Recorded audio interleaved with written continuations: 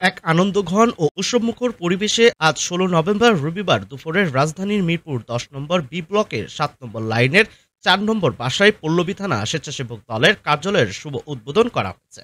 এই কার্যালয়টি পল্লবী থানা স্বেচ্ছাসেবক দলের ডাইনামিক আহ্বায়ক তরুণ প্রজন্মের অহংকার মেহেদী হাসান বাবুর বলিষ্ঠ নেতৃত্বে প্রতিষ্ঠিত হয়েছে, যা স্থানীয় বিএনপি ও স্বেচ্ছাসেবক দলের নতুন প্রাণের সঞ্চার করেছে।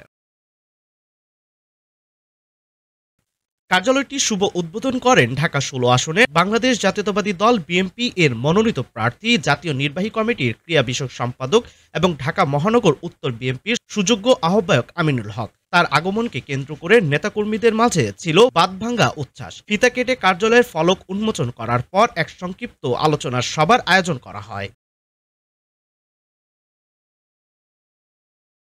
উদ্বোধনী বক্তব্যে আমিনুল হক বলেন, আজকে মেহেদী হাসান বাবু ও তার নেতৃত্বাধীন পল্লবী থানা স্বেচ্ছাসেবক দলের এই কার্যালয় উদ্বোধন করতে এসে আমি অত্যন্ত আনন্দিত।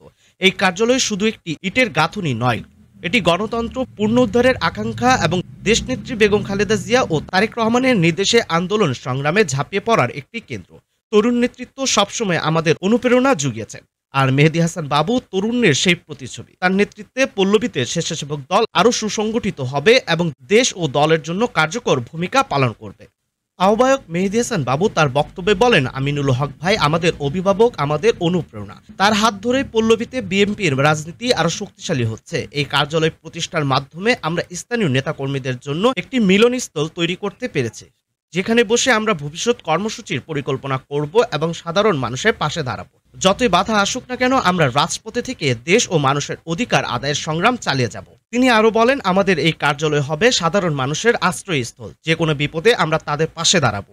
এ সময় আরো উপস্থিত ছিলেন পল্লবী থানা স্বেচ্ছাসেবক দলের বিভিন্ন স্তরের নেতাকর্মী এবং বিএনপি ও এর অঙ্গ সহযোগী সংগঠনের বিপুল সংখ্যক নেতাকর্মী। এই কার্যালয় উদ্বোধনকে ঘিরে পল্লবী এলাকার বিএনপিতে এক নতুন উদ্দীপনা সৃষ্টি হয়েছে।